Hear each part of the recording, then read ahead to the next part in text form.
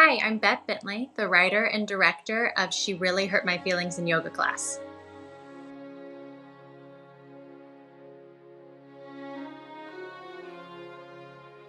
I love this question.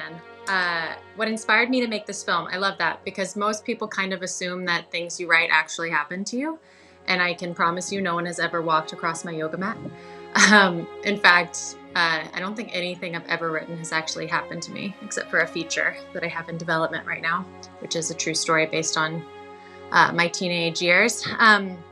But this film, this short film, was really the product of me noticing that a lot of people were taking random slights throughout the day incredibly personally.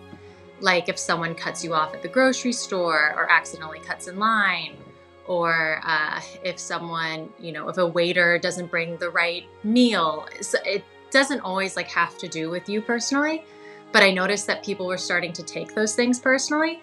And I thought that that was really interesting to sort of explore because I do that too sometimes. And it's actually like a really narcissistic kind of way to view the world because people aren't really thinking about you. They're thinking about themselves usually. And I found it interesting to think about the storylines we create about why these people have sort of hurt us.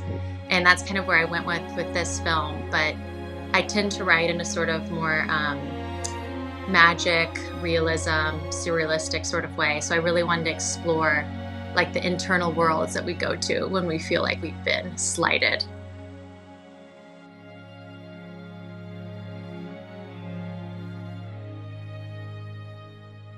This short was incredible to make.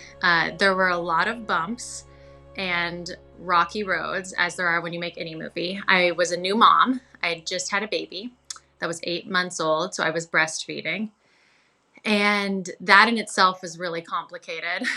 Directing, writing, producing, starring in something, and taking care of your kids can be pretty hard. But we also had a ton of fire drills with this movie. I got super lucky having an incredible casting director, incredible crew, but we could not find a yoga studio. We needed 30-foot ceilings because we built a lighting grid for some of the practical lighting changes when we get into the fantasy world of Maggie's head. So that was difficult. We ended up renting a warehouse and building our own yoga studio. And then the day before we started filming, the original actress that was going to play Rachel, she didn't feel well. She had just found out she was pregnant, and we just decided we needed to go in a different route. And it's so crazy that sometimes just the film gods are looking out for you because we ended up with the most incredible actress. So I actually think that worked out really well. But I have to say, wearing all those hats can be complicated, but the end product is that you have to trust your instincts and you have to go with your initial concept, and that can be a really cool thing.